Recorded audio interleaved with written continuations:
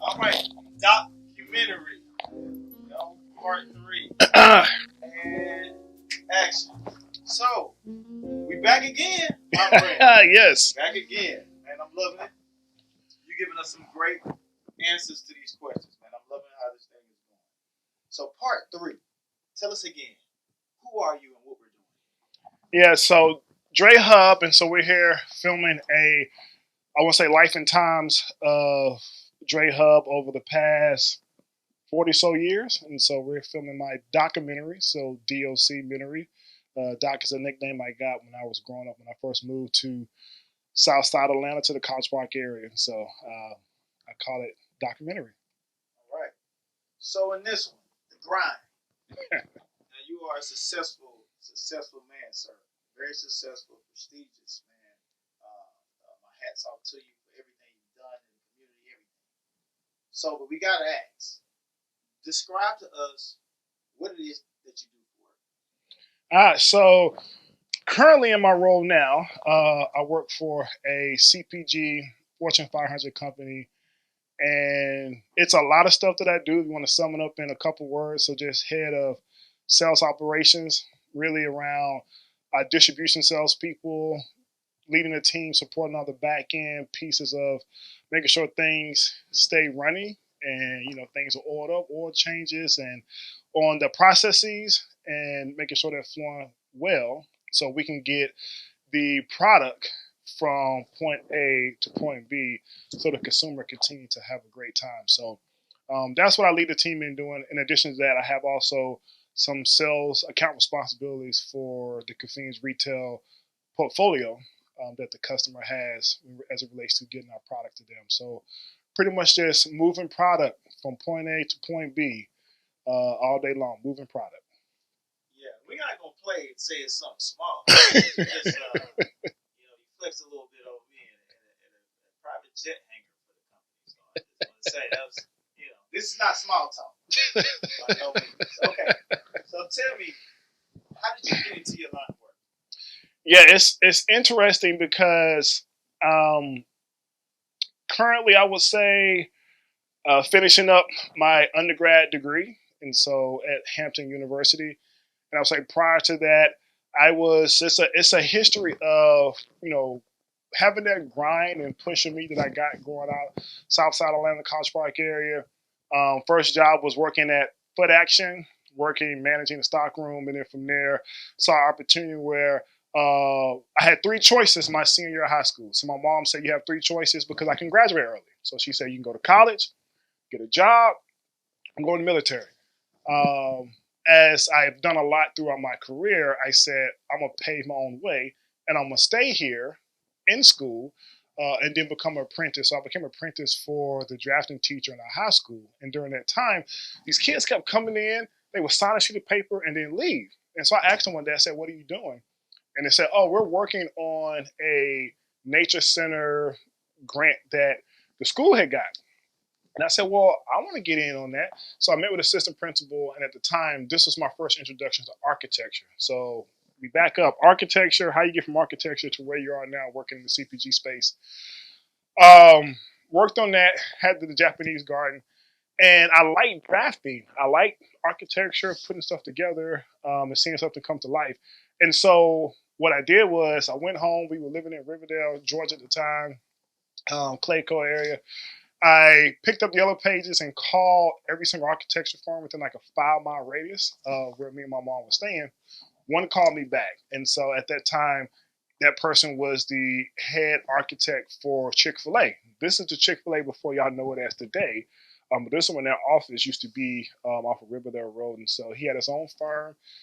And so I would go to school, leave about 1:30, 2 o'clock, come all the way back from Sandy Springs, Georgia to Riverdale, go to this firm. I would work in this firm till about 6, 7 o'clock, and then leave and go over to my other job that I had at Publix. And so I did that all throughout my senior year, all throughout the summer, and had an opportunity to go to school. So I ended up going to Johnson Wells University in Providence, Rhode Island. So why'd you go there? Well, this is one of those things where I had an opportunity to go there or get a full ride to Morehouse. I know now, but at the time I didn't choose Morehouse because I said I didn't want to go to all boys school. I want to choose a co-ed school, not knowing that wait a minute, Spelman is right next door. And later we find out that I ended up marrying my wife who went to Spelman. So who knows? Funny how life turns around and comes back to you. So went there, and I was in school, did my freshman year, and I realized I could make more money just going back into architecture because I was making good money at that time. And so came back that summer after my freshman year and said I'm not going back. Got a job working at an architecture firm, Lane and Associates. And it was actually ran by, it was opened and started by one of the first black registered architects in Georgia. And so had that firm, worked there for about a year. We went from there and went to Stanley Love Stanley, which was owned and founded by the first black male architect to graduate from Georgia Tech, who ended up marrying the first black female um, architect to graduate from Georgia Tech. And so worked for there for a couple of years, and then had an opportunity to help a new firm that was moving to Atlanta open up their architectural office, engineering office here in Atlanta. So came in, helped build that up, and it was a great experience. And so got to work on some big projects. And so just again, that was my architectural days. So we fast forward, 2008, housing market crash, just blow up everything. And so I was the fifth round of layoffs at this firm because one of those things like, hey, well, you helped us build the firm. We're only going to be right and say, hey, we'll let you go after the fifth round versus the first round. And I will tell you, I saw it coming, but it hurt. And this is the time I was taking the express bus to my car. I was living off of Flat Shoals. And when I got off the bus, I got in my car and I cried. I like boo-hoo cried for like 30, 45 minutes because reality set in. It's like, you got laid off. You do not have a job. Even though I had money saved up and stuff, but it was still like, man, you do not have a job. So at that time, took a year off and did some soul searching. Was staying in Charlotte at the time, and was like met my wife. Things happen and say, well, you gotta get a job because you this girl's not gonna date someone who's sleeping on a mama couch. And so my aunt at the time got me my first job at this CPG company, and it was it was frontline. It was the first entry level job into the entire company as a merchandiser, stocking shelves 3-4 o'clock in the morning, and through that I knew that I wanted to continue to climb through the company, possibly get into marketing. And I remember the merchandising manager saying, "Hey, you're not going to be here this long," because he came to see how I just take pride in the work that I do. I want to make sure that I represent my family, I represent my friends, I represent where I come from, and I most importantly represent God.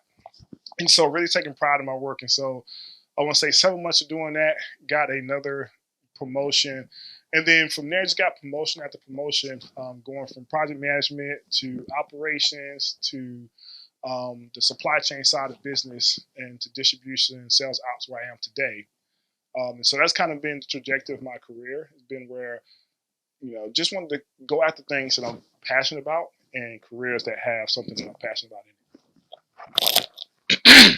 Right.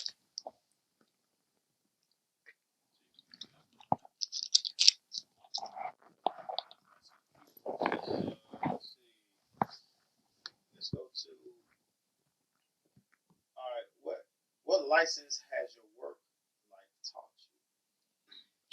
Yeah, so work has taught me a lot in that it's been this belief that has been put on us that work life balance is balancing how much time you spend at work versus how much time you spend in your personal life. And it's also been, oh, don't bring work home. Don't bring home to work. And what I found is the work life balance is meshing everything together. And so how I operate at work and how I lead the team and how I think about things and process things is the same way I do at home. So even at home, we have weekly meetings on like what's happening next week, what are we doing. We have continue to have financial meetings, just like I have budget meetings at work. Continue to have updates on where we are with different projects at work. Where are we with different initiatives and things at home, like with sports and life and jobs, but also too at work, you network and you mingle. So at home, continue to network and mingle and have times and relationships with friends. So for me, it's not 50% over here, 50% over here.